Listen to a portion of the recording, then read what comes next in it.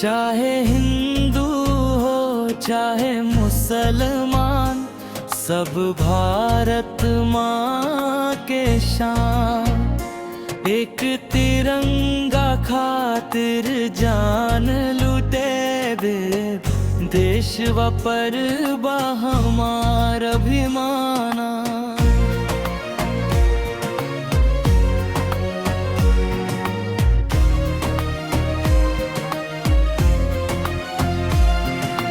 गंगा जमुना एके धारा, प्यार के बाई देश हमारा।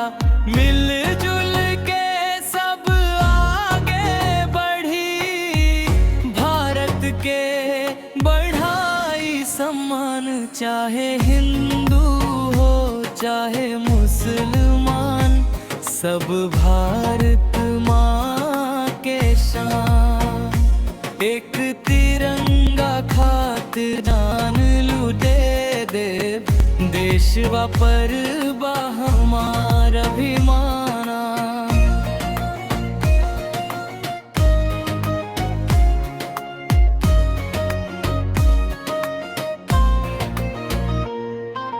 कश्मीर भारत के मुकुट हा, एह पर सबके गर्व अटूट हा।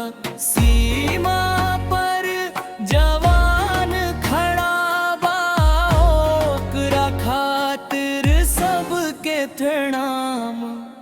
भारत माता की जय बोला, तिरंगा के मन ना डोला। एकता प्रेम और सम्मान से चमके हिंदुस्तान। चाहे हिंदू हो चाहे मुसलमान, सब भारत माँ के शान।